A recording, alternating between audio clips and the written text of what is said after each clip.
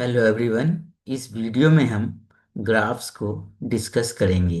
तो चलिए चलते हैं और डिस्कस करते हैं ग्राफ्स को। तो सबसे पहले ग्राफ की डेफिनेशन को समझना है।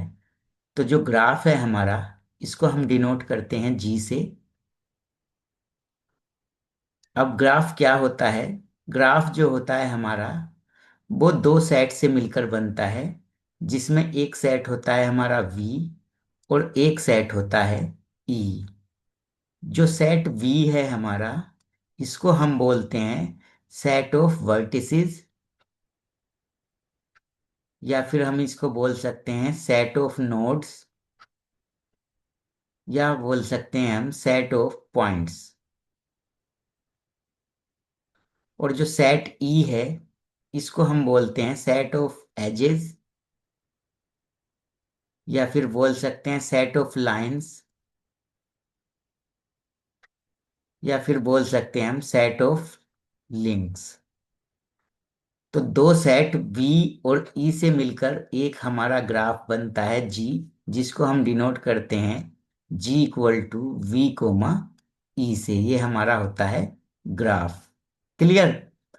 जो सेट B है, इसमें जो भी एलिमेंट होता है, उस एलिमेंट को हम बोलते हैं वर्टेक्स या नोड या फिर पॉइंट बोलते हैं। इसी तरह से सेट ई में जो एलिमेंट होते हैं, तो सेट ई के हर एलिमेंट को हम बोलते हैं एज, लाइन या फिर लिंक बोलते हैं। तो ये है ग्राफ। अब इसकी डेफिनेशन को हम कैसे लिख सकते हैं? देखिए कैसे लिख सकते हैं।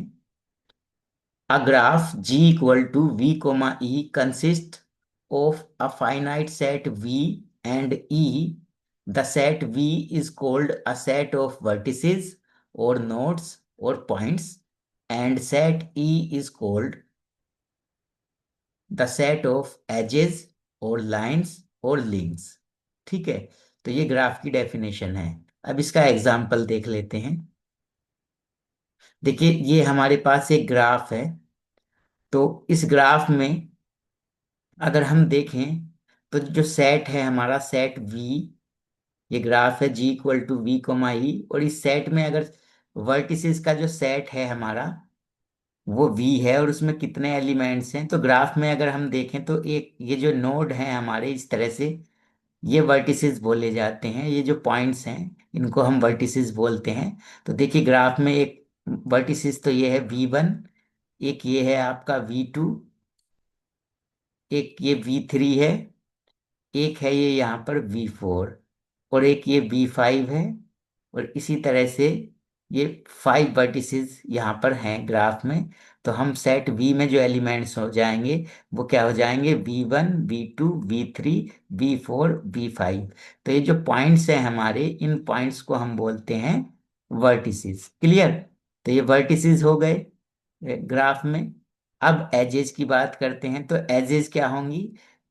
एजेस लाइंस होती हैं हमारी। देखिए, ये जितनी भी लाइंस हैं, जैसे ये E1 है, या ये E2 है, ये E3 है यहाँ पर, ये E4 है, ये E5 है, ये E6 है, ये E7 है, और ये E8 है।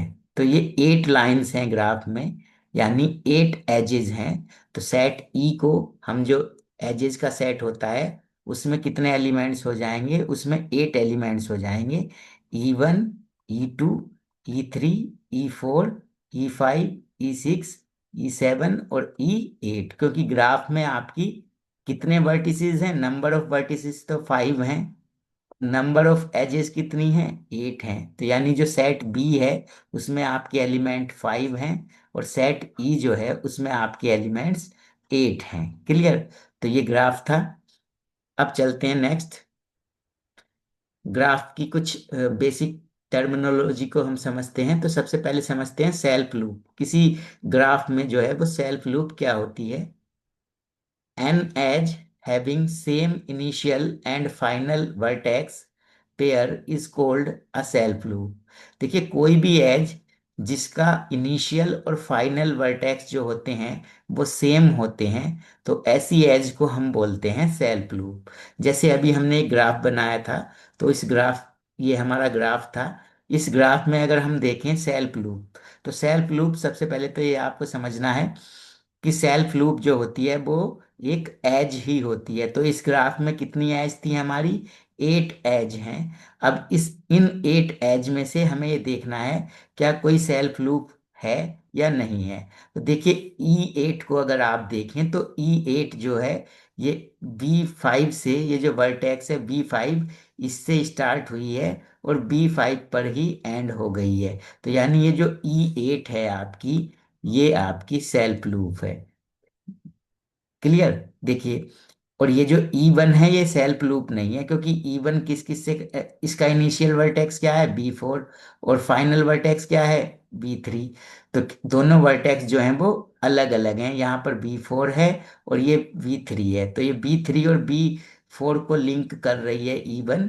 तो दोनों वर्टिसेस जो हैं यहाँ पर सेम नहीं है, तो यानी ये सेल्फ लूप नहीं है। जबकि अगर आप देखें E8 को देखें, तो E8 किसको लिंक कर रही है? E8 B5 को लिंक कर रही है। ये स्टार्ट भी B5 से हो रही है और एंड भी B5 पर हो रही है। तो E8 जो है वो आपकी सेल्फ लूप है, क्योंकि इस एज के इनिशियल और फाइनल वर्टेक्स जो हैं वो सेम हैं। क्लियर? तो इसको बोलेंगे हम सेल्फ लूप।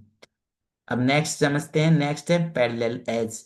अब पैरेलल एज क्या होती है? तो देखिए पैरेलल एज होती है हमारी, इफ देयर आर टू और more than two edges in a graph G having same initial and final vertices are called parallel edges. ठीक है, अब इसको समझते हैं। देखिए इस ग्राफ में अगर आप देखें तो दो एज को अगर आप देखें, एक E4 है और एक E5 एज है।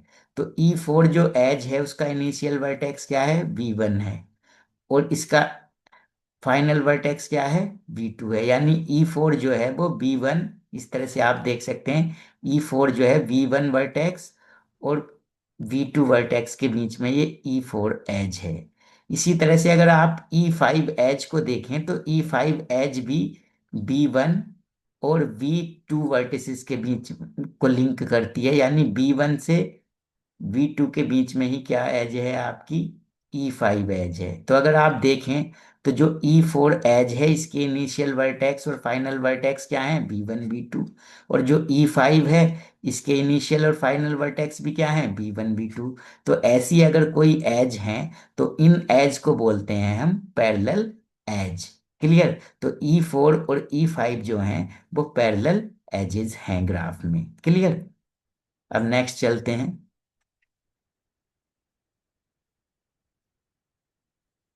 नेक्स्ट चलते हैं एडजेसेंट वर्टिसेस। एडजेसेंट वर्टिसेस किसको बोलते हैं हम? अब इसको समझ लेते हैं। Two vertices joint with an edge are called adjacent vertices. देखिए अगर दो वर्टिसेस जो हैं उनके बीच में एक एज होती है, यानी वो एक एज से लिंक्ड है या ज्वाइंट है, तो उन वर्टिसेस को बोलते हैं हम एडजेसेंट वर्टिसेस। जैसे ग्राफ में अगर आप देखें, ये जो ग्राफ आपके सामने है, तो इसमें देखिए B4 और B3 ये एडजेसेंट वर्टिसेस हैं, क्योंकि B4 और B3 के बीच में एक एज है जो कि क्या है? E1 है। यानी ये दोनों वर्टिसेस एक एज के थ्रू कनेक्टेड हैं, तो इसलिए ये दोनों वर्टिसेस कैसे बोले जाएंगे? एडजेसेंट वर्टिसेस बोले जाएंगे। इसी तरह से अगर आप और चेक करना चाहें तो देखिए V1 और V2 भी एडजेसेंट वर्टिसेस हैं, क्योंकि ये E4 से भी कनेक्टेड हैं और E5 से भी कनेक्टेड हैं। इसी तरह से V1 वर्टिसेस और V4 वर्टिसेस ये भी एडजेसेंट वर्टिसेस हैं, क्योंकि B1 वर्टिसेस और B4 वर्टिसेस के बीच में भी एक एज है जो इन दोनों वर्टिसेस को ज्वाइन करती है। मतलब जिसका एक एंड V1 है और एक एंड V4 है। क्लियर? तो V1 और V4 भी कैसे हैं? एडजेसेंट वर्टिसेस हैं। अगर हम देखें अब V3 और V1 को देखें तो देखिए ये V1 है आपका और ये V3 है। तो इन दोनों के बीच में एक एज नहीं है, तो यानी ये दोनों एडजेसेंट वर्टिसेस नहीं है। ये एडजेसेंट वर्टिसेस कब होते हैं? अगर B1 से B4 B3 पर एक एज होती, इस तरह से अगर ये एक एज के थ्रू जुड़े हुए होते, कनेक्टेड होते, तब ये एडजेसेंट वर्टिसेस होते। लेकिन यहाँ पर ये ग्राफ में एज नहीं है, तो यानी B1 और B3 जो है वो एडजेसेंट वर्टिसेस नहीं है आपके। क्लियर? नेक्स्ट चलते हैं इंसिडेंट एंड एडजेसेंट पर। An edge E of a graph G is said to be incident with a vertex V if V is the end of E। देखिए अगर जैसे कोई एक एज है ये आपकी, अब जब ये एज होगी तो इसमें दो वर्टिसेस होंगे, एक V1 और एक V2। तो देखिए ये जो वर्टिसेस है, an edge E of graph is said to be incident with a vertex V if V is the end vertex of E। अब देखिए एक ग्राफ बना लेते हैं हम छोटा सा, एक थ्री वर्टिसेस का ही ग्राफ ले लिया हमने। एक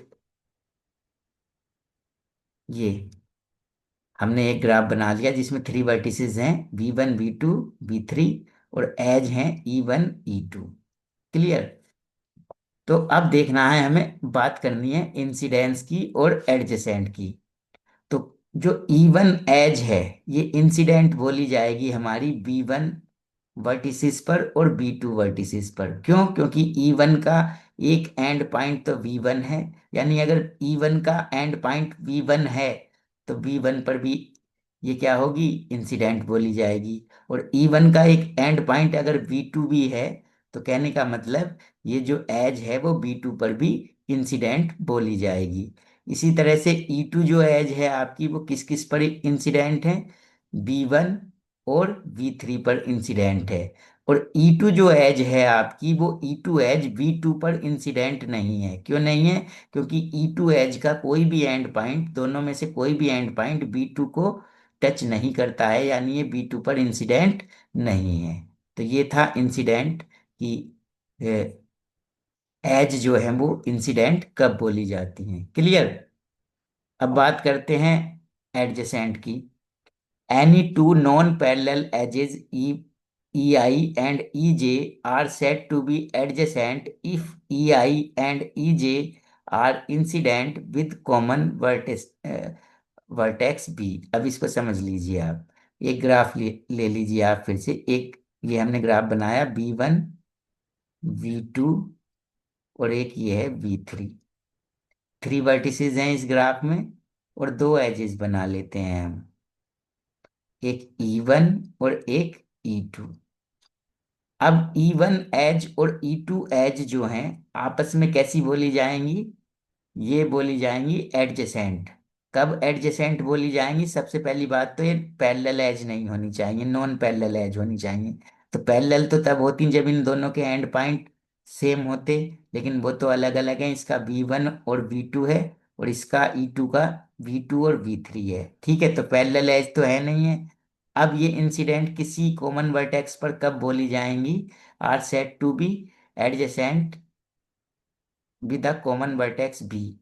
तो ये किस पर एडजेसेंट है? V2 पर एडजेसेंट है, क्योंकि V2 पर E1 का एक एंड पॉइंट भी V2 है और E2 का भी एक एंड पॉइंट क्या है, V2 है। तो यानी E1 और E2 जो एज हैं वो वर्टेक्स B2 पर कैसी बोली जाएंगी, इंसिडेंट बोली जाएंगी, क्योंकि B2 क्या है, इनका एक कॉमन वर्टेक्स है, कॉमन एंड पॉइंट है। क्लियर। तो ये एडजेसेंट एज बोलते हैं इस टाइप की अगर कोई एज ग्राफ में होती है तो। क्लियर। नेक्स्ट चलते हैं डिग्री ऑफ वर्टेक्स। किसी वर्टेक्स की डिग्री हम ग्राफ में कैसे फाइंड करते हैं? तो सबसे पहले डेफिनेशन देख लेते हैं। The degree of any vertex V in a graph G is the number of edges incident with vertex B.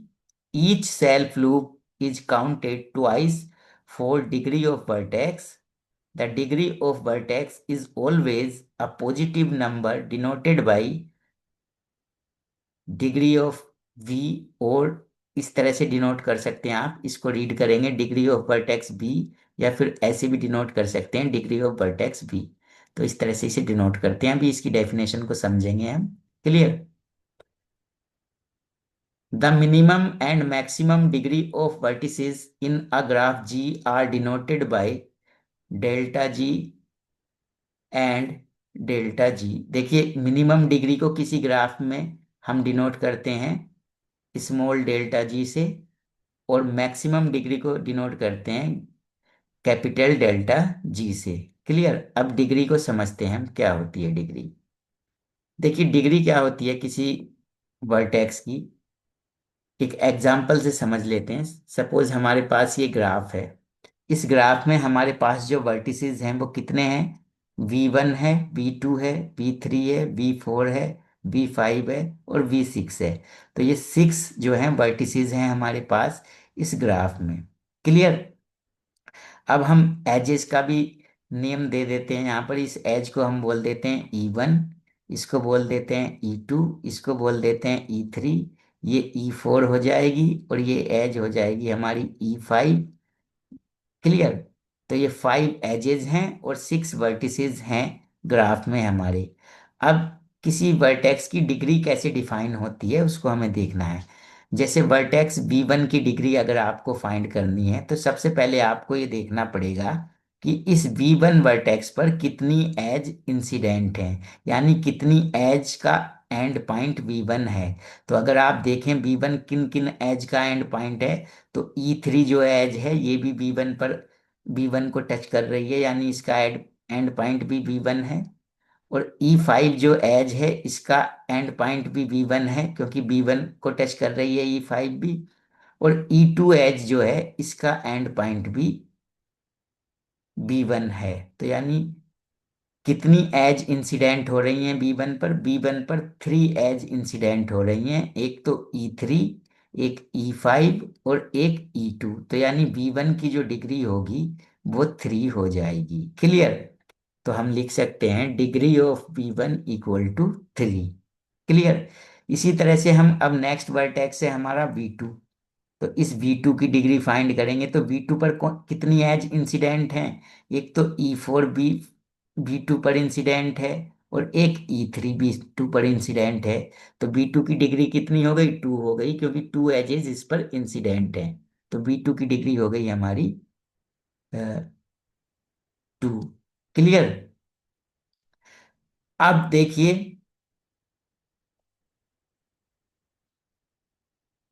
V3 की डिग्री हमें फाइंड करनी है। तो V3 की डिग्री फाइंड करेंगे तो V3 की डिग्री आएगी हमारी 2, क्योंकि ये V3 है। अब V3 पर भी कितनी एज इंसिडेंट है हमारी? 2 एज हैं, एक तो ये एज है E2 और एक E1, तो इसकी डिग्री भी 2 आ जाएगी। इसी तरह से B4 की डिग्री भी 2 आएगी। और B5 की डिग्री कितनी आएगी? देखिए B5 ये है, ये वर्टेक्स है आपका। इस पर कोई भी एज इंसिडेंट नहीं है, तो यानी इस पर नंबर ऑफ एजेस जो इंसिडेंट हैं वो कितनी है? 0 हैं। तो यानी इसकी डिग्री 0 हो जाएगी। इसी तरह से जो V6 वर्टेक्स है आपका, V6 वर्टेक्स की डिग्री कितनी होगी? V6 वर्टेक्स की डिग्री हो जाएगी 1, क्योंकि इस पर केवल एक एज इंसिडेंट है E5। तो V6 की डिग्री हो गई 1। तो इस तरह से हम डिग्री फाइंड करते हैं। अब एक इसमें एक इम्पोर्टेंट बात और मैं बता रहा हूँ, सेल्फ लूप अगर कोई ग्राफ में आ जाती है तो डिग्री कैसे फाइंड करते हैं हम। तो अगर B3 पर एक सेल्फ लूप लगी होती, यानी इस तरह से एक एज और होती इस पर, तो तब V3 की डिग्री क्या होती? तो देखिए V3 की डिग्री अगर इस सेल्फ लूप को अगर मैं छोड़ दूं तो अभी कितनी है? एक तो ये एज इंसिडेंट है और एक ये एज इंसिडेंट है। तो कितनी है? 2। लेकिन अगर सेल्फ लूप लगा देते हैं, कितनी सेल्फ लूप लगी है? एक सेल्फ लूप लगा रखी है आपने। तो यानी सेल्फ लूप को जो काउंट करते हैं हम वो ट्वाइस काउंट करते हैं। तो एक सेल्फ लूप है तो इसको 2 बार काउंट करेंगे। तो 2 डिग्री तो ये हो गई, एक इसे ये एज और एक ये एज, और ये सेल्फ लूप जो है 2 बार काउंट होगी। तो V3 की जो डिग्री हो जाएगी वो आपकी 4 हो जाएगी, अगर यहाँ पर सेल्फ लूप लगी हो तो। क्लियर। तो इस तरह से हम डिग्री फाइंड करते हैं किसी वर्टेक्स की किसी ग्राफ के अंदर। क्लियर। अब इस ग्राफ में हम फाइंड करते हैं मिनिमम डिग्री और मैक्सिमम डिग्री। तो देखिए मिनिमम डिग्री को किससे डिनोट करते हैं ग्राफ की? स्मॉल डेल्टा जी से। तो स्मॉल डेल्टा जी कितनी होगी? हमने सभी वर्टेक्स की डिग्री फाइंड कर ली है। तो मिनिमम जो आई है वो कितनी आई है? डिग्री 0। तो यानी डेल्टा जी जो हो जाएगी हमारी वो हो जाएगी 0। और मैक्सिमम डिग्री कितनी आई है ग्राफ में? यानी डेल्टा जी कितनी हो गई ग्राफ की? वो मैक्सिमम डिग्री कितनी है? 3। तो डेल्टा जी हो जाएगा हमारा 3। क्लियर। तो किसी ग्राफ की हम मिनिमम मैक्सिमम डिग्री भी फाइंड कर सकते हैं। जब सभी वर्टिसेस की डिग्री हम फाइंड कर लेते हैं तो उसमें जो मिनिमम डिग्री होती है वो उस ग्राफ की मिनिमम डिग्री बोली जाती है, और जो मैक्सिमम डिग्री आपको मिलती है किसी वर्टेक्स की तो वो आपकी मैक्सिमम डिग्री बोली जाती है उस पर्टिकुलर ग्राफ की। क्लियर। अब इसमें कुछ एक दो टर्म्स और हैं जिनको हमें देखना है। एक है आइसोलेटेड वर्टेक्स। आइसोलेटेड वर्टेक्स किसको बोलते हैं? तो कोई भी अगर ग्राफ के अंदर ऐसा वर्टेक्स है जिसकी डिग्री 0 है तो उस वर्टेक्स को हम बोलते हैं आइसोलेटेड वर्टेक्स। जैसे इस ग्राफ में देखें हम, जो वर्टेक्स V5 है इसकी डिग्री जो आई थी वो कितनी आई थी? 0 आई थी। यानी V5 जो है वो आइसोलेटेड वर्टेक्स है। देखिए अगर B5 को आप ग्राफ में देखें तो ये एकदम अलग हो गया है, आइसोलेट हो गया है ग्राफ से। कोई भी एज इस पर लिंक नहीं है। क्लियर। तो आइसोलेटेड वर्टेक्स हम बोलते हैं अ vertex with degree 0 is called isolated vertex. और ग्राफ में जो V5 है वो आपका आइसोलेटेड वर्टेक्स का एग्जाम्पल है। इसी तरह से नेक्स्ट है हमारा पेंडेंट वर्टेक्स। अब पेंडेंट वर्टेक्स किसको बोलते हैं? अगर ग्राफ में किसी वर्टेक्स की डिग्री जो है वो 1 है तो उस वर्टेक्स को बोलते हैं हम पेंडेंट वर्टेक्स। तो इस ग्राफ में हमने देखा था जो V6 वर्टेक्स है इसकी डिग्री कितनी थी? 1 थी। तो यानी जो V6 है वो हमारा कैसा वर्टेक्स है? पेंडेंट वर्टेक्स है। तो अ vertex with degree 1 is called pendant vertex, and V6 is the example of pendant vertex in this particular graph. Clear. Next चलते हैं हम टाइप्स ऑफ ग्राफ्स पर। तो कुछ इंपॉर्टेंट टाइप्स हैं ग्राफ्स के, उनको भी हमें डिस्कस करना है। तो उनको डिस्कस कर लेते हैं वन बाय वन। देखिए सबसे पहला ग्राफ होता है हमारा सिंपल ग्राफ। तो सिंपल ग्राफ क्या होता है हमारा? एक ऐसा ग्राफ जिसके अंदर ना तो कोई पैरेलल एज होती है और ना ही कोई सेल्फ लूप होती है। तो उस ग्राफ को हम बोलते हैं सिंपल ग्राफ। तो हम इसकी डेफिनेशन दे सकते हैं, a graph without self loop and parallel edge is called a simple graph। अगर ग्राफ के अंदर ना तो कोई सेल्फ लूप है और ना ही कोई पैरेलल एज है तो ऐसे ग्राफ को हम बोलते हैं सिंपल ग्राफ। और एक बात और याद रखनी है आपको, the maximum degree of each vertex in a simple graph of n vertices is n-1। इसको भी समझेंगे। देखिए अगर कोई सिंपल ग्राफ है हमारा और उसमें जो वर्टेक्स हैं हमारे वो n वर्टेक्स हैं, तो उसमें किसी भी वर्टेक्स की डिग्री जो है वो n-1 से ज्यादा नहीं हो सकती। ज्यादा से ज्यादा कितनी हो सकती है डिग्री? n-1 हो सकती है। अब इसका एक एग्जाम्पल ले लेते हैं। देखिए ये एक ग्राफ हमने बना लिया। तो इसमें कितने वर्टेक्स हैं हमारे? ये V1 वर्टेक्स है, ये V2 वर्टेक्स है, ये V3 वर्टेक्स हो गया, और ये V4 वर्टेक्स हो गया। इसी तरह से एज का नेम दे सकते हैं, ये E1 एज, ये E2 एज, ये E3 और ये E4। 4 एजेज हो गई और 4 वर्टेक्स हो गए। क्लियर। अब ये जो ग्राफ है वो सिंपल ग्राफ का एग्जाम्पल है, क्योंकि इस ग्राफ में ना तो कोई पैरेलल एज है और ना ही कोई सेल्फ लूप लगी हुई है। तो ये जो ग्राफ है हमारा वो सिंपल ग्राफ है। अब देखिए ये जो दूसरी लाइन में मैंने बताया था आपको कि सिंपल ग्राफ में जो डिग्री होगी वर्टेक्स की वो कभी भी n-1 से ज्यादा नहीं हो सकती। ज्यादा से ज्यादा कितनी हो सकती है? n-1। तो अब इसको हम इस ग्राफ पर अप्लाई करके देखते हैं। तो इस ग्राफ में n की वैल्यू कितनी है, यानी कितने वर्टेक्स हैं? 4। तो इस ग्राफ में जो वर्टेक्स होंगे उनकी डिग्री कितनी हो सकती है मैक्सिमम? n-1, यानी 4-1 यानी 3। यानी इस ग्राफ में कोई भी ऐसा वर्टेक्स नहीं होगा जिसकी डिग्री 3 से ज्यादा हो। देखें अगर बात करें V1 की डिग्री की, तो V1 की डिग्री कितनी होगी? एक V1 पर एज ये है, एक एज ये है, तो V1 की डिग्री 2 हो जाएगी। इसी तरह से V2 की डिग्री जब आप फाइंड करेंगे तो एक एज ये है V2 पर, एक ये है, एक ये है, तो कितनी हो गई? 3 हो गई। क्लियर। और इसी तरह से B4 वर्टेक्स की डिग्री की बात करेंगे तो कितनी एज है V4 पर? एक, तो इसकी डिग्री 1 हो गई। इसी तरह से V3 की जो डिग्री हो जाएगी वो कितनी हो जाएगी? 2 हो जाएगी। तो सभी वर्टिसेस की हमने डिग्री देखी, तो एक तो डिग्री मिली हमें 1, एक मिली 2, एक मिली फिर से 2 मिली थी यहाँ पर और एक 3 मिली। तो देखिए 3 से ज्यादा तो डिग्री नहीं हुई ना किसी भी वर्टिसेस की।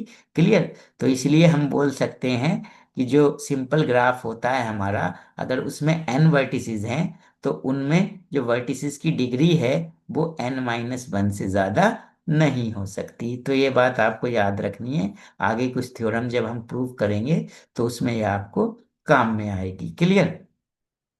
चलिए ये था सिंपल ग्राफ। अब चलते हैं नेक्स्ट टाइप पर। नेक्स्ट है हमारा मल्टी ग्राफ। तो मल्टी ग्राफ क्या होता है? A graph with some parallel edges but no self loop is called multigraph। देखिए अगर कोई ऐसा ग्राफ है कि जिसमें सेल्फ लूप तो होगी, लेकिन सॉरी, अगर कोई ग्राफ ऐसा है कि उसमें पैरेलल एज तो है लेकिन सेल्फ लूप नहीं है, तो ऐसे ग्राफ को बोलते हैं हम मल्टी ग्राफ। एक बार फिर से समझ लीजिए। एक ऐसा ग्राफ जिसमें पैरेलल एज तो आपको देखने को मिलेगी लेकिन कोई भी सेल्फ लूप नहीं होगी, तो ऐसे ग्राफ को बोलते हैं हम मल्टी ग्राफ। जैसे एग्जांपल ले लेते हैं। देखिए ये एग्जांपल ले लिया हमने। ये ग्राफ है हमारा। इन वर्टिसेस को मैं नेम दे सकता हूँ V1, V2, V3। 3 वर्टिसेस हैं। ये एज हो गई E1, E2, E3 और E4। तो देखिए ग्राफ में देखें अगर आप, तो ग्राफ में पैरेलल एज तो हैं। कौन कौन पैरेलल एज हैं? E3 और E4 कैसी एज हैं? पैरेलल एज हैं, क्योंकि E3 और E4 के दोनों दोनों जो टर्मिनल हैं, एंड टर्मिनल हैं, वो सेम है, यानी V2 और V3 के बीच में ये दोनों एजेज हैं। तो यानी ये पैरेलल एज हैं। तो इस ग्राफ में पैरेलल एज तो है लेकिन कोई भी सेल्फ लूप नहीं है। इसलिए ये जो ग्राफ है वो किसका एग्जाम्पल है? मल्टी ग्राफ का एग्जाम्पल है। क्लियर। चलिए अब चलते हैं नेक्स्ट टाइप पर। नेक्स्ट टाइप है हमारा सूडोग्राफ। अब देखिए सूडोग्राफ किसको बोलते हैं हम? सूडोग्राफ एक ऐसा ग्राफ होता है जिस ग्राफ के अंदर पैरेलल एज भी होती है और सेल्फ लूप भी होती है। तो ऐसे ग्राफ को बोलते हैं हम सूडोग्राफ। तो इसको हम डिफाइन कर सकते हैं।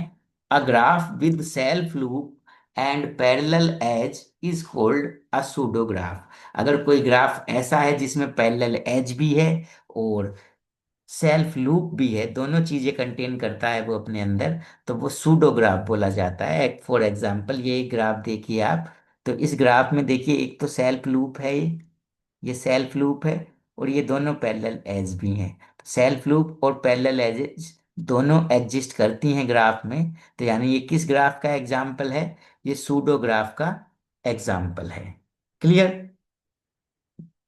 चलिए नेक्स्ट टाइप पर चलते हैं। नेक्स्ट टाइप है हमारा डायरेक्टेड ग्राफ और डाइग्राफ। डायरेक्टेड ग्राफ को हम शॉर्ट में बोल सकते हैं डाइग्राफ। अब डायरेक्टेड ग्राफ या डाइग्राफ क्या होता है? देखिए अगर कोई भी हमारा ग्राफ है और उस ग्राफ पर जो एजेस होती हैं हमारी, उन एजेस पर अगर कोई डायरेक्शन असाइन की गई है, तो ऐसे ग्राफ को बोलते हैं हम डायरेक्टेड ग्राफ। फिर से समझ लीजिए।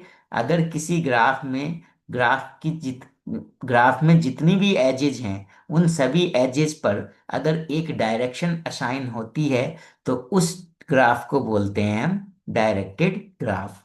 इसको डिफाइन कर सकते हैं। A graph G equal to V comma E is said to be directed graph or digraph if the direction is assigned on each edge of the graph। ठीक है। अब इसका एग्जाम्पल ले लेते हैं। देखिए ये एग्जाम्पल है हमारा। ये ग्राफ है हमारा। इस वर्टेक्स को बोल सकते हैं हम V1, ये V2 बोल सकते हैं, इसको V3 बोल सकते हैं, ये V4।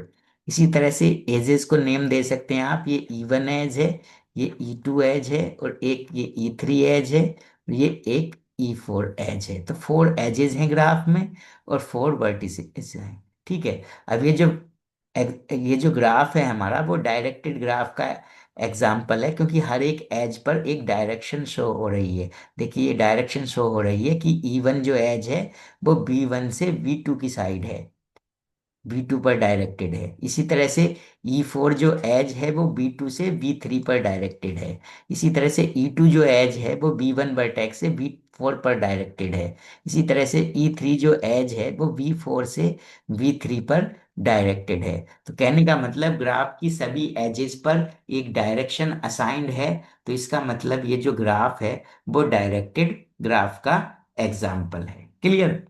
नेक्स्ट है हमारा अनडायरेक्टेड ग्राफ। तो अभी जो डिस्कस किए थे हमने ग्राफ डायरेक्टेड ग्राफ से पहले, वो सभी अनडायरेक्टेड ग्राफ थे, क्योंकि उन सभी ग्राफ में एजेस पर कोई डायरेक्शन असाइन नहीं थी, तो इसलिए वो अनडायरेक्टेड ग्राफ थे। तो कहने का मतलब कोई ग्राफ जिसमें एजेस पर कोई डायरेक्शन असाइन नहीं होती है, तो ऐसे ग्राफ को बोलते हैं हम अनडायरेक्टेड ग्राफ। या इसको लिख सकते हैं आप, a graph G equal to V comma E is said to be undirected graph if the direction is not assigned on each edge of the graph.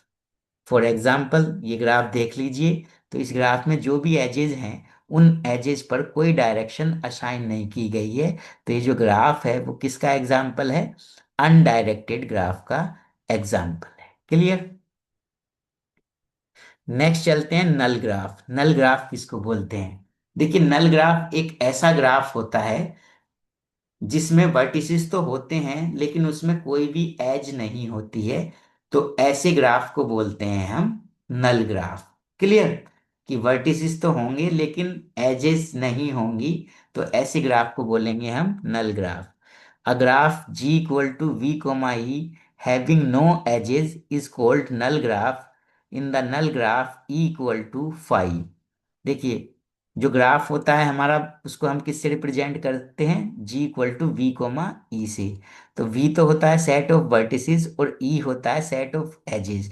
तो यहाँ पर ई जो होता है ये 5 के इक्वल होता है, यानी नल सेट के इक्वल होता है। यानी इसमें कोई भी एलिमेंट नहीं होता। यानी अगर ग्राफ में कोई भी एज नहीं है तो उस ग्राफ को बोलेंगे हम नल ग्राफ। जैसे फॉर एग्जाम्पल ये एक ग्राफ बना लिया हमने, इसमें 3 वर्टिसेस हैं, ये V1, ये V2 और ये V3। तो इस तरह से ये ग्राफ आप देख पा रहे हैं।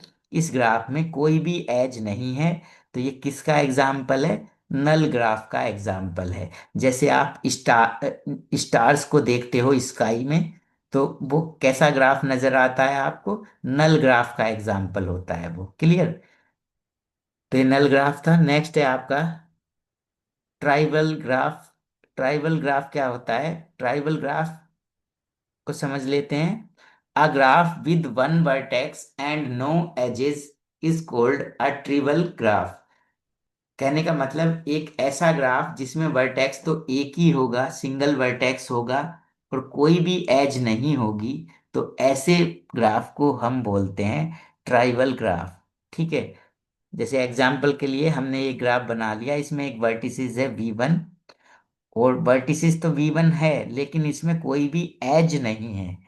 तो ये जो ग्राफ है वो किस ग्राफ का एग्जाम्पल है? ट्राइबल ग्राफ का एग्जाम्पल है। क्लियर। तो ये ट्राइबल ग्राफ था अब आपका।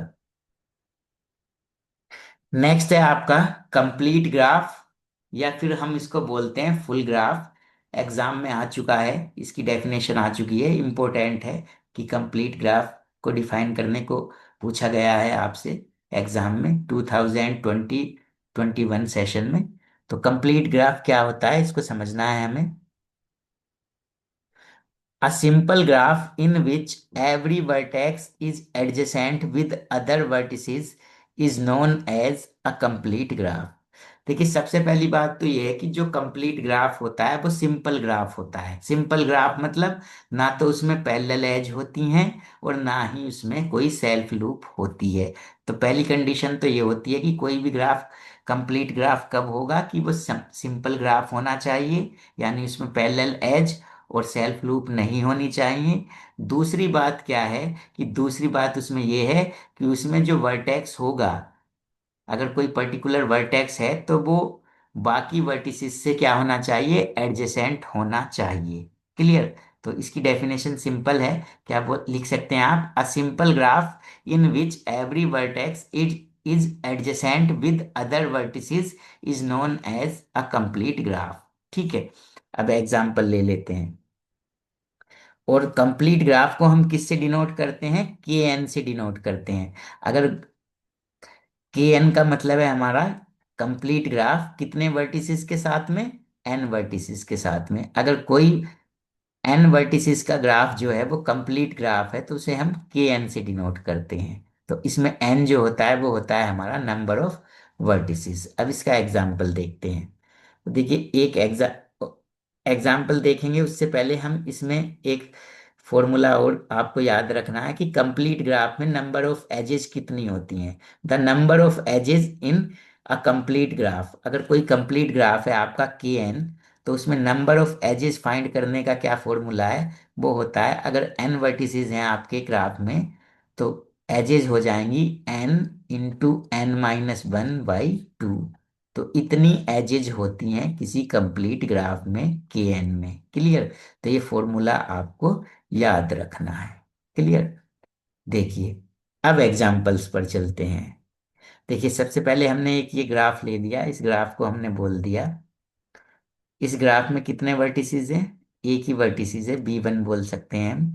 तो एक कंप्लीट ग्राफ है। कंप्लीट ग्राफ क्यों है? क्योंकि कंप्लीट ग्राफ की पहली कंडीशन तो यह है कि ग्राफ कैसा होना चाहिए, सिंपल होना चाहिए, यानी इसमें कोई सेल्फ लूप नहीं होनी चाहिए और ना ही कोई पैरेलल एज होनी चाहिए। तो ना तो कोई ग्राफ में सेल्फ लूप है और ना ही कोई पैरेलल एज है, तो ये सिंपल ग्राफ है। और जो भी वर्टेक्स होना चाहिए वो बाकी वर्टिसेस से एडजेसेंट होना चाहिए, यानी उनसे कनेक्टेड होना चाहिए। तो इसमें तो एक ही वर्टेक्स है और एक वर्टेक्स है तो बाकी से तो वो कनेक्टेड क्या होगा। तो ये आपका क्या है, कंप्लीट ग्राफ का एग्जाम्पल है। और कितने वर्टिसेस हैं इस ग्राफ में? वन वर्टिसेस है, केवल एक वर्टेक्स है बी वन। तो इसलिए इसको बोलेंगे हम के वन। ये क्या है हमारा, के वन हो गया। क्लियर? ये एक वर्टेक्स का कंप्लीट ग्राफ हो गया। इसी तरह से दूसरा एग्जाम्पल ले सकते हैं हम। दूसरा एग्जाम्पल ग्राफ का हमने ये ले लिया। इस ग्राफ में कितने वर्टिसेस हैं भाई, एक तो वी वन है और एक वी टू है। क्लियर? अब देखिए ये कंप्लीट ग्राफ है कि नहीं, इसको चेक करेंगे। देखिए सबसे पहली बात तो ये सिंपल ग्राफ है क्योंकि इसमें कोई सेल्फ लूप भी नहीं है और कोई पैरेलल एज भी नहीं है। और दूसरी बात ये है कि अगर वी वन वर्टेक्स है तो ये बाकी वर्टेक्स से कनेक्टेड होता है। तो देखिए वी वन दूसरे वर्टेक्स वी टू से कनेक्टेड है, ऐसी वी टू किससे कनेक्टेड है, वी वन से कनेक्टेड है। तो यानी दोनों वर्टेक्स आपस में कनेक्टेड भी हैं। तो कहने का मतलब ये ये भी आपका क्या है, कंप्लीट ग्राफ है। अब ये कंप्लीट ग्राफ है, कितने वर्टिसेस का कंप्लीट ग्राफ है, टू वर्टिसेस का कंप्लीट ग्राफ है, तो इसको बोलेंगे आप के टू। इस ग्राफ को क्या बोलेंगे, के टू बोल देंगे। इसी तरह से नेक्स्ट एग्जाम्पल ले लेते हैं हम, इस बार थ्री वर्टिसेस का। तो देखिए इसमें वर्टिसेस हैं, एक वी वन, एक वी टू, एक वी थ्री। तो ये भी कंप्लीट ग्राफ का एग्जाम्पल है। क्यों? क्योंकि ये भी सिंपल ग्राफ है और दूसरी बात ये है कि इसमें जितने भी वर्टेक्स हैं वो बाकी अदर वर्टिसेस से कनेक्टेड हैं। देखिए जैसे वी वन है तो वी वन किससे ज्वाइंट है, वी टू से भी ज्वाइंट है, एडजेसेंट है मतलब जुड़े हुए हैं उनसे। तो वी वन जो है वो वी टू से भी कनेक्टेड है, वी वन वी थ्री से भी कनेक्टेड है। इसी तरह से अगर वी टू को देखें तो वी टू वी वन से भी कनेक्टेड है और वी थ्री से भी कनेक्टेड है। इसी तरह से अगर आप वी थ्री को देखें तो वी थ्री वी वन से भी कनेक्टेड है और वी टू से भी कनेक्टेड है। तो जो भी वर्टिसेस हैं वो आपस में कनेक्टेड हैं। क्लियर? तो कहने का मतलब ये जो ग्राफ है आपका जिसमें वर्टिसेस थे आपके वी वन वी टू और वी थ्री, ये भी आपका एक कंप्लीट ग्राफ का एग्जाम्पल है। अब इस ग्राफ में कितने वर्टिसेस हैं, थ्री वर्टिसेस हैं और ये थ्री वर्टिसेस का कंप्लीट ग्राफ है, तो इसको बोलेंगे आप के थ्री। क्लियर? इसी तरह से के4 ले लेते हैं, फोर वर्टिसेस का कंप्लीट ग्राफ बना लेते हैं। तो फोर वर्टिसेस का कंप्लीट ग्राफ बना लिया हमने ये। ठीक है, ये वी1 वी2 वी3 वी4। तो इसमें देखिए ये भी एक सिंपल ग्राफ है और सिंपल ग्राफ होने के साथ साथ हर वर्टेक्स बाकी अदर वर्टिसेस से एडजेसेंट है। तो यानी ये भी जो एग्जाम्पल है आपका वो कंप्लीट ग्राफ का एग्जाम्पल है। और कितना कंप्लीट ग्राफ का एग्जाम्पल है, कितने वर्टिसेस हैं इसमें, फोर। तो यानी ये इसको बोलेंगे हम के4, यानी फोर वर्टिसेस का कंप्लीट ग्राफ। ठीक है। अब आप सोच रहे होंगे कि फिगर क्या हमें याद रखनी पड़ेगी कंप्लीट ग्राफ के लिए। तो फिगर याद नहीं रखनी, जैसे आपको के4 बनाना है मान लो, तो के4 बनाना है तो के4 में कितने वर्टिसेस होंगे, फोर वर्टिसेस होंगे। तो फोर वर्टिसेस बना लीजिए पहले ये। इनको नाम दे दीजिए V1, V2, V3, V4। अब कंप्लीट ग्राफ बनाना है तो हर वर्टेक्स को बाकी सब वर्टेक्स से ज्वाइन कर दीजिए। तो इसको V2 से भी ज्वाइन कर दिया, V3 से भी ज्वाइन कर दिया, V4 से भी ज्वाइन कर दिया। अब V2 को भी सबसे ज्वाइन कर दीजिए। तो V2 को V3 से भी ज्वाइन कर दिया, V4 से भी ज्वाइन कर दिया, तो V2 सबसे ज्वाइन हो गया। इसी तरह से अब कौन बचा? V3। तो V3 V1 से तो ज्वाइन है, V2 से भी ज्वाइन है, B4 से ज्वाइन नहीं है तो इसको B4 से भी ज्वाइन कर दिया। इसी तरह से B4 देखिए, B4 भी सबसे ज्वाइन हो गया, V2 से भी, V1 से भी, V3 से भी। तो एक कंप्लीट ग्राफ बन गया, K4 बन गया। तो इस तरह से आप कंप्लीट ग्राफ को बना सकते हैं। क्लियर? अगर 3 वर्टिसेस का लेना है तो 3 वर्टिसेस ले लेंगे और उन वर्टिसेस को आपस में ज्वाइन कर देंगे। बस ये है कि कोई सेल्फ लूप या कोई पैरेलल एज आपको ग्राफ में नहीं लगानी है। तो ये K4 तक हमने किया। अब एक K5 और ले लेते हैं हम। ये K5 होगा, तो K5 हमने बनाया है। देखिए K5 को मैं आपको इधर बना के दिखा देता हूँ। ये K5 है आपका। अगर K5 आपको बनाना है तो कितने वर्टेक्स लेने पड़ेंगे? 5। तो एक ये लिया, एक ये लिया, एक ये लिया, 1, 2, 3 वर्टेक्स हो गए, और 4 और 5 ये। कैसे बनाएंगे K5? अब B1 को सबसे ज्वाइन कर दीजिए। देखिए सबसे ज्वाइन कर दिया B1 को। अब V2 को भी सबसे ज्वाइन कर दीजिए। तो B2 V1 से तो ज्वाइन है, B3 से नहीं है, V5 से नहीं है तो V5 से ज्वाइन करा दीजिए, V4 से नहीं है तो V4 से भी ज्वाइन करा दीजिए, V4 है। क्लियर? तो V2 सबसे ज्वाइन हो गया। V3 को सबसे ज्वाइन कराइए। तो V3 V1 से ज्वाइन है, V2 से है, V4 से नहीं है तो V4 से कर दीजिए और V5 से कर दीजिए। इसी तरह से V5 किससे ज्वाइन नहीं है? B4 से नहीं है तो इसको भी ज्वाइन कर दीजिए। तो ये K5 बन जाएगा आपका 4 वर्टिसेस का कंप्लीट ग्राफ। सॉरी, 5 वर्टिसेस का कंप्लीट ग्राफ बन जाएगा K5, जो कि हमने यहाँ पर ये बना रखा है। ये K5 है। ये V1 वर्टिसेस, V2, ये V3, ये V4, ये V5। तो ये क्या है? आपका K5 है ये। अब K5 जो ग्राफ होता है एक कंप्लीट ग्राफ होता है 5 वर्टिसेस का। इसका एक ये बड़ा फेमस ग्राफ है। इस ग्राफ का दूसरा नेम होता है कुर्टवास्की फर्स्ट ग्राफ। तो ये आपको याद रखना है। K5 का दूसरा नाम क्या होता है? कुर्टवास्की फर्स्ट ग्राफ भी बोल देते हैं इस K5 को हम। क्लियर? तो इस तरह से आप कंप्लीट ग्राफ जो है वो बना सकते हैं। क्लियर? अब यहाँ पर जो मैंने एक फॉर्मूला बताया था आपको कि किसी कंप्लीट ग्राफ में नंबर ऑफ एजेस जो होती हैं वो होती हैं n, n × n−1/2। अब इसको वेरीफाई करके देखेंगे यहाँ पर जो ये बात बताइए। तो देखिए पहले सबसे पहले K1 के लिए ले लेते हैं। ठीक है, तो K1 के लिए ले लेते हैं। ये आपका K1 है। इस ग्राफ को देखेंगे, इस पर्टिकुलर ग्राफ को। इस ग्राफ में कितने वर्टिसेस हैं? 1 वर्टिसेस है, यानी n कितना है? 1। तो इसमें एज कितनी होंगी? n n−1/2। यानी n कितना? 1 × 1−1/2। 1 - 1 कितना होता है? 0। तो यानी कितना हो गया है? 0। तो यानी इसमें एज कितनी होंगी? 0। तो देखिए इसमें कोई एज है भी नहीं। क्लियर? तो फॉर्मूला यहाँ पर वेरीफाई हो गया इस ग्राफ के लिए। इसी तरह से अगर आपको इसमें वेरीफाई करना है, जो सेकंड वाला ग्राफ है K2, तो K2 में कितने, K2 का मतलब कितने वर्टेक्स हैं? 2। तो नंबर ऑफ एजेस निकालना है तो n n−1/2, यानी n के प्लेस पर कितना पुट कर दो? 2। 2 × 2−1/2, 2 × 1/2, 2 से 2 कैंसिल, कितना आया? 1। तो K2 में कितनी एज है? 1 एज है। देखिए इसी तरह से K3 पर इस फॉर्मूले को अप्लाई करके आप K3 में जितनी एजेस हैं वो आपकी आ जाएंगी। तो यानी ये फॉर्मूला आपको याद रखना है कंप्लीट ग्राफ में एजेस फाइंड करने के लिए। क्योंकि वैसे तो आप यहाँ पर एजेस काउंट करके बता सकते हो, लेकिन अगर मैं कहूँ K50 बनाइए, K50 में कितनी एजेस होंगी, तो K50 को जब आप बनाएंगे और उसमें एजेस काउंट करेंगे तो काफी कंफ्यूजन हो जाएगा। तो इसलिए अगर K5 में आपसे पूछा जाता है कितनी एज होंगी, तो आप सीधा ये फॉर्मूला यूज कर लेंगे, क्या? 50 × 50−1/2, और जो डिवाइड करके आएगा वो उतनी एजेस हो जाएंगी आपकी। क्लियर? तो इस तरह से हम कंप्लीट ग्राफ में नंबर ऑफ एजेस फाइंड कर सकते हैं। अब नेक्स्ट चलते हैं रेगुलर ग्राफ पर, कि रेगुलर ग्राफ क्या होता है। तो देखिए रेगुलर ग्राफ क्या होगा। A simple graph in which degree of all vertices are same is called regular graph। तो सबसे पहली बात तो ये कि रेगुलर ग्राफ जो होता है वो भी एक सिंपल ग्राफ होता है, और एक ऐसा सिंपल ग्राफ होता है रेगुलर ग्राफ जिसमें जो वर्टेक्स होते हैं, आपके जो जितने भी वर्टेक्स होते हैं उन सभी वर्टिसेस की डिग्री जो होती है वो सेम होती है। क्लियर।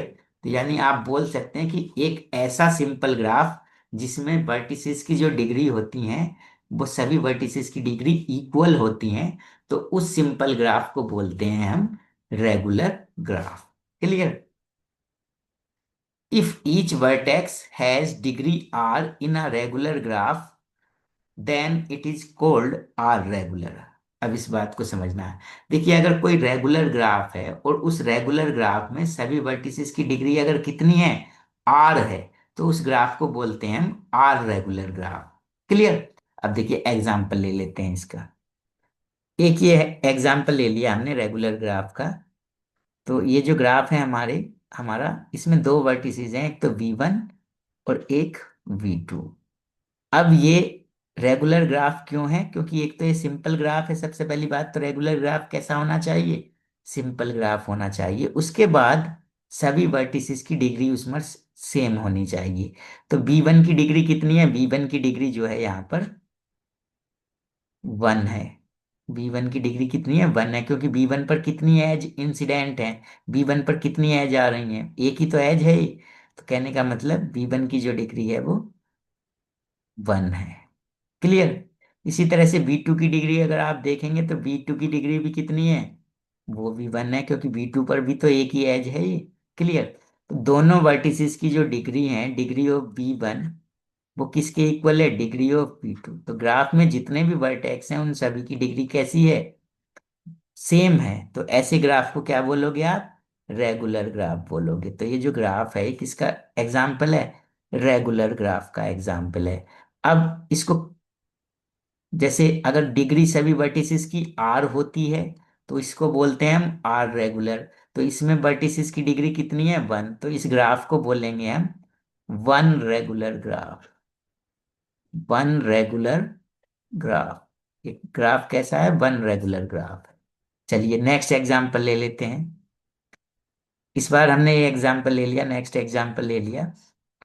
क्लियर है। कितने वर्टिसेस का ग्राफ लिया इस बार हमने, 3 वर्टिसेस का ग्राफ लिया।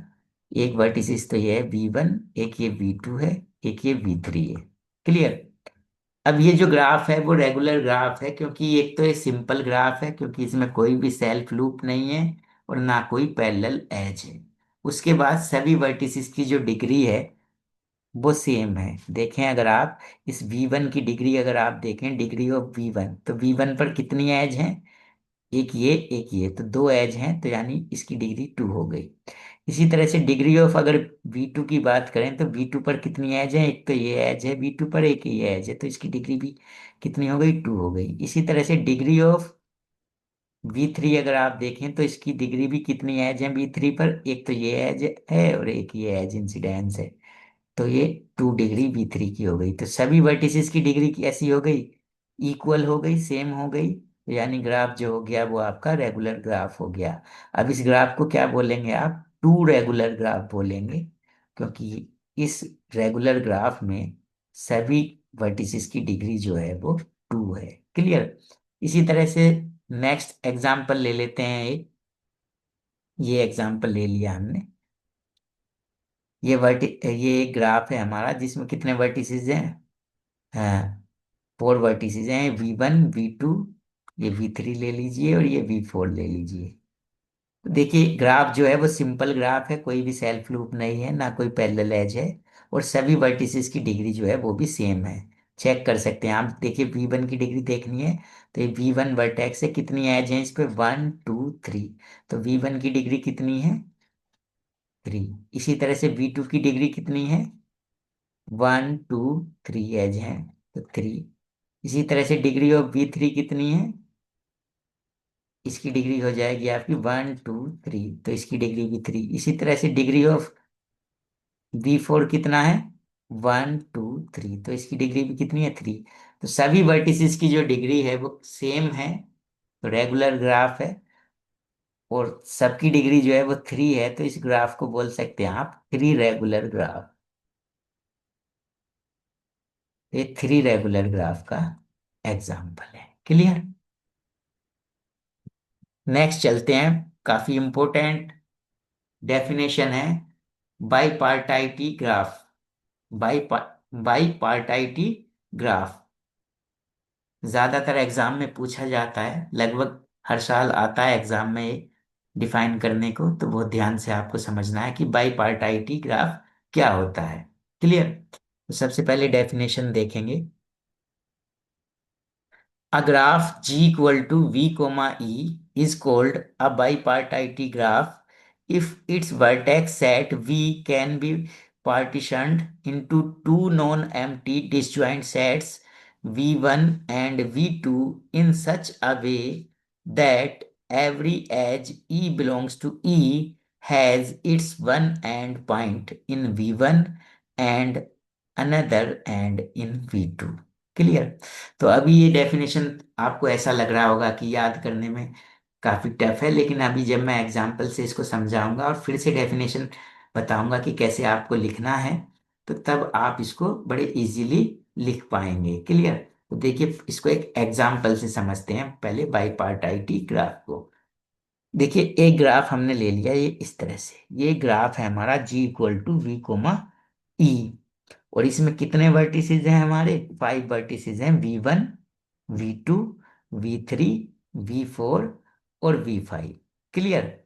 अब ये बाईपार्टाइटी ग्राफ का एग्जांपल है। क्यों? देखिए, बाईपार्टाइटी ग्राफ क्या है कि बाईपार्टाइटी ग्राफ में क्या होता है कि ये जो वर्टेक्स का सेट है, जो वर्टेक्स का सेट है, यानी V, तो V में कितने वर्टेक्स हैं इस ग्राफ में, यानी कितने एलिमेंट होंगे? एक तो V1 है, एक V2 है, एक V3 है, एक V4 है और एक V5 है। तो 5 एलिमेंट्स होंगे V सेट में। तो बाईपार्टाइटी ग्राफ वो होता है कि अगर इस सेट V को, वर्टिसेस के सेट को आप दो जगह डिवाइड कर दीजिए, दो पार्ट में ब्रेक कर दीजिए, एक तो V1 में और एक V2 में। और करना किस तरह से है पहले वो समझ लीजिए। सपोज मैंने दो सेट में इसको पार्टीशन कर दिया। बाई पार्टाइटी है तो बाई का मतलब दो, और पार्टीशन कितने करने हैं? आपको दो पार्टीशन कर देने हैं वर्टेक्स के सेट के, इसीलिए इसको बाई पार्टाइटी ग्राफ बोलते हैं। बाई का मतलब दो होता है यहाँ पर। तो मैं V1 में एक दो वर्टेक्स ले सकता हूँ, V1 और V2, और V2 सेट में मैं ले सकता हूँ V3 V4 और V5। क्लियर? क्लियर है? तो मैं ऐसे इसको ले सकता हूँ। देखिए, मैंने एक सेट बना लिया V1 जिसमें एलिमेंट हो गए हमारे V1 और V2, एक ले लिया V2 set, V3 V4 V5। तो दो ये नॉन एम्प्टी सेट लेने होते हैं हमें, और डिसजॉइंट भी हो। डिसजॉइंट का मतलब इनमें कोई भी एलिमेंट कॉमन नहीं होना चाहिए। यानी अगर V1 को आपने ये जो अगर V1 है, अगर आपने इसको V1 सेट में ले लिया तो फिर इस V2 सेट में ये नहीं आएगा। यानी कोई भी एलिमेंट कॉमन नहीं होना चाहिए दोनों सेट्स में। तो दो जगह मैंने इसको ब्रेक कर दिया, पार्टीशन कर दिया, वर्टेक्स का जो सेट था V। क्लियर? और किया किस तरह से? अगर इन सेट को मैं इस तरह से रिप्रेजेंट करूं कि ये V1 है, तो इसमें एलिमेंट हो गया V1 और ये V2। इसी तरह से नेक्स्ट जो सेट है हमारा वो क्या बना? V2 को अगर मैं रिप्रेजेंट करूं तो इसमें एलिमेंट हो गए V3 V4 V5। अब ये इस तरह से पार्टीशन होना चाहिए आपका कि ग्राफ में अगर कोई एज है आपकी, तो उस एज का एक एंड तो इस सेट में होना चाहिए और एक एंड इस सेट में होना चाहिए। कहने का मतलब, अगर ग्राफ में जो भी एजेस हैं, उन एजेस का एक एंड तो इस सेट में होना चाहिए और एक एंड इस सेट में होना चाहिए। तो देखिए अब ऐसा है कि नहीं, तो इसको चेक करते हैं। तो देखिए, सपोज इस एज को बोलते हैं हम E1, तो E1 का एक एंड किस में है? एक एंड क्या है V1 और दूसरा एंड क्या है V3।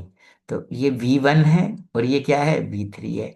तो ये एज हो जाएगी आपकी E1, यानी इसका एक एज का एक एंड तो इस V1 सेट में हो गया और एक V2 सेट में हो गया। इसी तरह से इस एज को आप ले लीजिए E2 एज। तो इसका एक एंड क्या है V1 और एक V4। तो V1 जो है वो ये है, V1 सेट में है, और V4 ये है।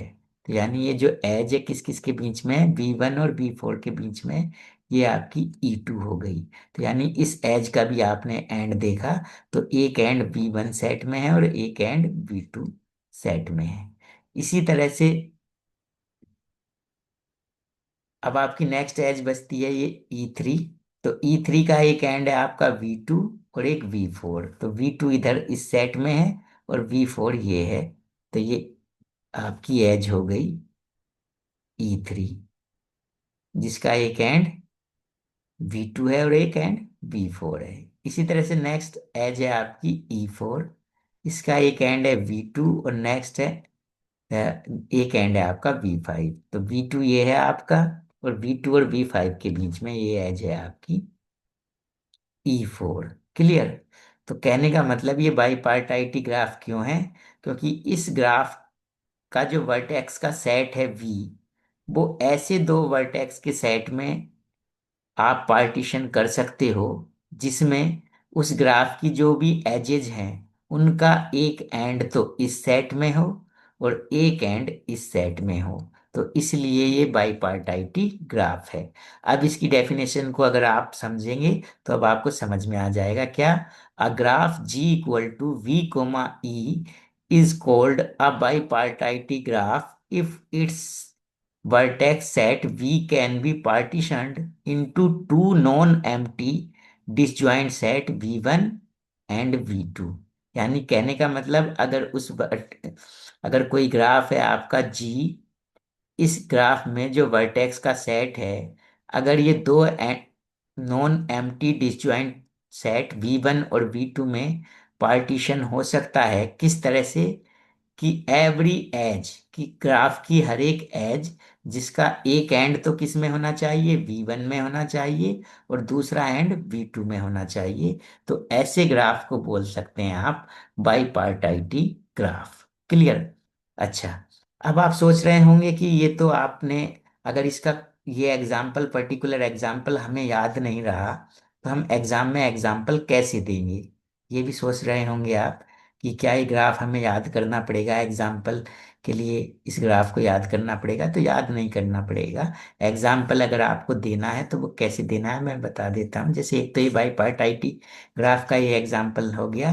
अगर कोई और एग्जाम्पल आपको देना है तो देखिए, सबसे पहले कुछ वर्टेक्स तो आप यहाँ रख लीजिए। सपोज 3 वर्टेक्स रख लेते हैं और यहाँ पर 4 वर्टेक्स रख लें। तो ये V1, V2, V3, ये V4, V5,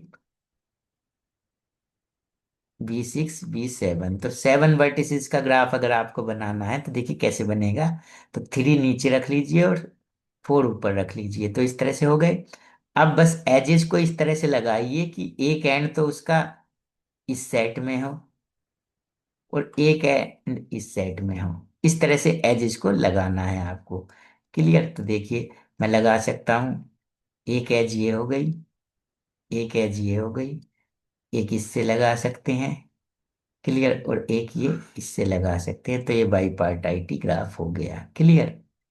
तो इस तरह से आप काफी सारे एग्जांपल्स दे सकते हैं बाईपार्टाइटी ग्राफ की। क्लियर। नेक्स्ट है हमारा कंप्लीट बाईपार्टाइटी ग्राफ। ये भी काफी इंपॉर्टेंट डेफिनेशन है, एग्जाम में पूछी जाती है। तो इसको भी हमें समझना है। तो कंप्लीट बाईपार्टाइटी ग्राफ क्या होता है। देखिए बाईपार्टाइटी ग्राफ भी अभी आपने डिस्कस किया और उससे पहले आपने कंप्लीट ग्राफ भी डिस्कस किया था। तो दोनों से ही मिलकर ये डेफिनेशन बनेगी कंप्लीट बाईपार्टाइटी ग्राफ। यानी बाईपार्टाइटी ग्राफ अगर कंप्लीट हो जाएगा तो उस ग्राफ को बोलते हैं हम कंप्लीट बाईपार्टाइटी ग्राफ। क्लियर। अब उसको समझना है। देखिए कैसे होता है कंप्लीट में। क्या था कंप्लीट ग्राफ में कि जो वर्टिसेस हैं वो बाकी वर्टिसेस से क्या होते हैं, एडजेसेंट होते हैं, यानी उससे कनेक्टेड होते हैं, तो थोड़ा सा वो रोल भी यहाँ पर रहेगा। क्लियर। तो पहले इसकी डेफिनेशन देख लेते हैं। A bipartite graph G equal to V comma E is called a complete bipartite graph if every vertex of set V1 is joined with each vertex of set V2। Clear. अब इसको समझते हैं। The complete bipartite graph is denoted by K m comma n, where m is the number of vertices in set V1 and n is the number of vertices in set V2। अब इसको भी example की help से समझेंगे हम। ठीक है। देखिए, ये कंप्लीट बाईपार्टाइटी ग्राफ का एग्जाम्पल है। देखिए, पहले तो बाईपार्टाइटी ग्राफ समझिए। अभी जो हमने बाईपार्टाइटी ग्राफ आपको बताया था वो ये था, एक एग्जाम्पल दिया था, V1 था उसमें वर्टेक्स, ये V2 था, ये V3 था यहाँ पर, ये V4 था, ये V5 था। अब ये इस तरह से एज इसमें लगी हुई थी।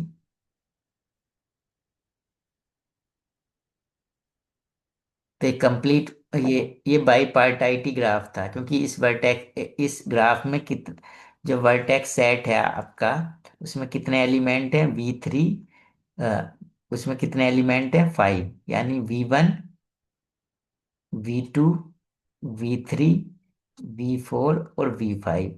और आप इस वर्टेक्स के सेट को दो जगह ब्रेक कर सकते थे। एक V1 में, V1 क्या था आपका, V1 कोमा V2, और एक सेट बना लिया था आपने V2 जिसमें एलिमेंट थे V3, V4 और V5। अब अगर आप देखें तो इस ग्राफ में, इस पर्टिकुलर ग्राफ में जो एज है, जैसे E1 एज है तो इसका एक एंड तो इस सेट में था और एक एंड इस सेट में था। इसी तरह से E2 जो एज है इसका एक एंड V1 सेट में था और एक V2 में था। इसी तरह से E3 एज का जो एक एंड था वो भी V1 सेट में था और एक एंड V2 सेट में था। तो यानी ये वर्टेक्स का सेट को आपने इस तरह से ब्रेक किया था दो सेट में, V1 और V2 में, जो कि दोनों डिसजॉइंट सेट थे और नॉन एम्प्टी सेट थे, जिससे कि ग्राफ की जो भी एजेस थी उनका एक एंड तो V1 में था और एक एंड V2 में था। तो ये जो ग्राफ था आपका, ये बोला जाता था बाईपार्टाइटी ग्राफ। अब ये कंप्लीट बाईपार्टाइटी ग्राफ कब हो जाएगा, उसकी कंडीशन ये दे दी है यहाँ पर। देखिए, अगर a bipartite graph is called a complete bipartite graph if every vertex of set B1 is joined with each vertex of B2। यानी इस B1 सेट, ये जो B1 सेट कौन कौन है आपका, इसमें B1 और B2, और इसमें दूसरे सेट में क्या है, B3, B4, B5। तो यानी ये इस सेट के वर्टेक्स और ये इस सेट के वर्टेक्स सभी आपस में ज्वाइंट होने चाहिए। इस बाईपार्टी ग्राफ में अगर ये ज्वाइंट हो जाते हैं तो ये कंप्लीट बाईपार्टाइटी ग्राफ बन जाता है। यानी देखिए, यहाँ पर B1 जो है वो B5 से ज्वाइंट नहीं है इस सेट के, तो इससे भी इसे ज्वाइन कर दीजिए। अब देखिए, B1 इस सेट के, B1 इस V1 सेट का, ये V1 सेट है, कैपिटल V1 बोल दिया इसको, कैपिटल V2। तो V1 जो है वो V2 के सभी एलिमेंट से ज्वाइंट हो गया। इसी तरह से V2 को देखिए, क्या V2 ज्वाइंट है, तो V2 V3 से ज्वाइंट नहीं है, तो इसको भी ज्वाइन कर दीजिए, तो ये ज्वाइन हो गया। अब अगर आप देखेंगे तो V2 और V1, ये जो V2 और V1 है, इन दोनों के जो भी एलिमेंट्स हैं, जो भी वर्टिसेस हैं, वो आपस में कैसे हैं, ज्वाइंट हैं। तो ऐसे ग्राफ को क्या बोलेंगे आप, अब ये कंप्लीट बाई पार्टी ग्राफ हो गया आपका, बाई पार्टी ग्राफ से। क्लियर। तो ये एग्जाम्पल हमने यहाँ पर दे रखा है, जो मैंने यहाँ पर आपको ये बनाकर बताया, ये सेम एग्जाम्पल यहाँ पर है। देखिए, ये जो ग्राफ है आपका, ये कैसा है, ये कंप्लीट बाईपार्टाइटी ग्राफ है, क्योंकि एक वर्टेक्स के सेट को आपने दो जगह ब्रेक कर लिया, एक तो ये V1 और एक ये सेट हो गया वर्टेक्स का आपका V2। अब देखिए, V1 सेट के जितने भी एलिमेंट हैं वो V2 सेट के सभी एलिमेंट से क्या है, ज्वाइंड है। तो ऐसा ग्राफ जो बोला जाएगा, ये बाईपार्टाइटी ग्राफ तो है ही। अब ये कैसा ग्राफ हो जाएगा, कंप्लीट बाईपार्टाइटी ग्राफ हो जाएगा। क्लियर। अब एक बात और याद रखनी है आपको कि कंप्लीट बाईपार्टाइटी ग्राफ को जो डिनोट करते हैं हम, वो डिनोट करते हैं के M, से। और M जो होता है इसमें number of vertices in V1 होता है, यानी वर्टिसेस के पहले सेट में, जो जिन दो सेट में ब्रेक किया था वर्टेक्स के सेट को आपने, तो पहला जो सेट है V1 उसमें जितने वर्टेक्स होंगे उसको बोलते हैं M1। और N क्या होता है, जो दूसरे वर्टेक्स, यानी ये V1 में number of vertices vertices M, और ये नंबर ऑफ वर्टिसेस V2 में N। तो इसको बोलते डिनोट करते हैं हम KM, N। तो अब देखिए इस पर्टिकुलर ग्राफ को क्या बोलेंगे, तो इस ग्राफ को बोलेंगे हम, देखिए इसमें कितने वर्टिसेस हैं, यहाँ पर नीचे दो वर्टिसेस हैं, तो यानी ये 2, यहाँ पर कितने, 3। तो ये 2, 3 बोल सकते हैं, या फिर आप ऐसे भी बोल सकते हैं K3, 2 भी बोल सकते हैं। तो दोनों में से जो आपको सही लगे उस तरह से आप इसको डिनोट कर सकते हैं। KM, N या KN, M, दोनों बात एक ही होती है। क्लियर। ठीक है। तो ये तो डिनोट करने का तरीका है हमारा कंप्लीट बाईपार्टाइटी ग्राफ को। अब बात करते हैं कि कंप्लीट बाईपार्टाइटी ग्राफ में वर्टेक्स कितने होते हैं और एजेस कितनी होती हैं। अगर आपको कोई ग्राफ ये दिया गया है M, N, तो इसका मतलब ये क्या है, कंप्लीट बाईपार्टाइटी ग्राफ है। अब अगर इसमें पूछा जाए नंबर ऑफ वर्टिसेस, तो वो कितने होते हैं, ये M और N को ऐड कर देते हैं तो M+N। जैसे इस ग्राफ में देखें आप, तो ये 2 और 3 को ऐड कर दीजिए, तो 2 और 3 कितने, 5। तो इस ग्राफ में 5 वर्टेक्स ही हैं, देखिए काउंट कर लीजिए। क्लियर। इसी तरह से नंबर ऑफ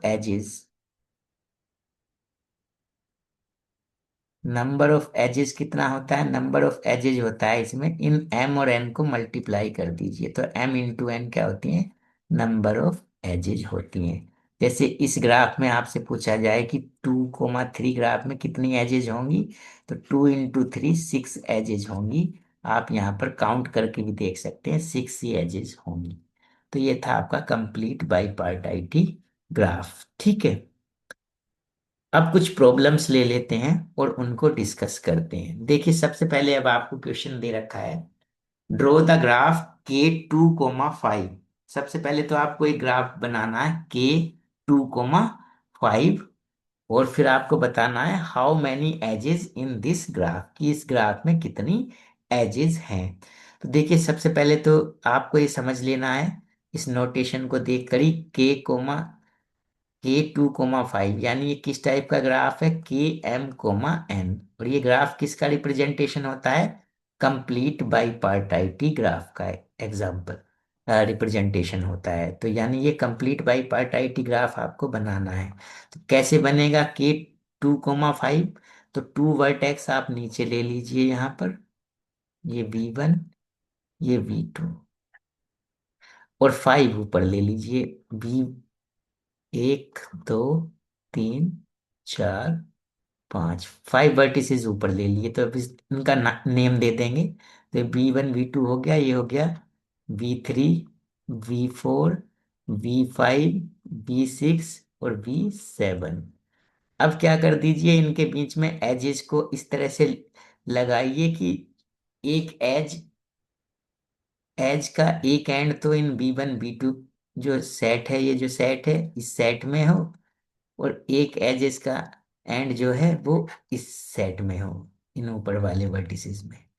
ठीक है। और कंप्लीट बाईपार्टाइटी ग्राफ है, तो कहने का मतलब हर एक वर्टेक्स, इस सेट का हर एक वर्टेक्स इन ऊपर वाले वर्टिसेस से ज्वाइन हो। तो देखिए पहले V1 को ऊपर के सभी वर्टिसेस से ज्वाइन कर दीजिए, ये कर दिया, इससे V4 से भी करिए, V5 से भी करिए, V6 से कर दीजिए, V7 से कर दीजिए, सबसे कर दिया।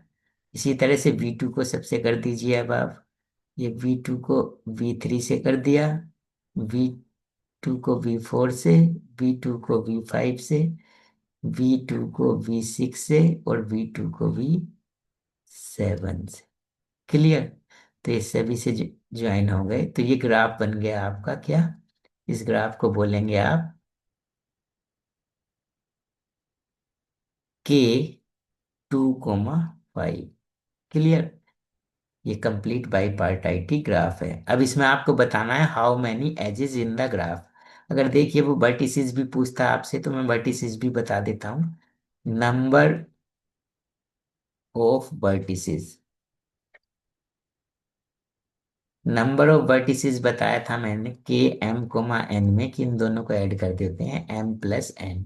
यानी m का काम कर रहा है यहाँ पर 2, और n का काम कर रहा है 5, तो 2+5 7। तो इस ग्राफ में 7 वर्टिसेस हैं, काउंट करके भी देख सकते हैं आप, 7 वर्टिसेस हैं। ठीक है, अब बात आती है नंबर ऑफ एजेस।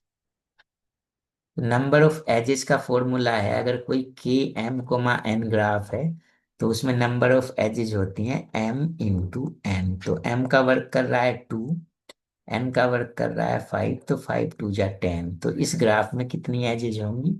10 एजेस होंगी, चाहे तो आप काउंट करके देख लीजिए। क्लियर? तो ये प्रॉब्लम आपकी सोल्व हो चुकी है।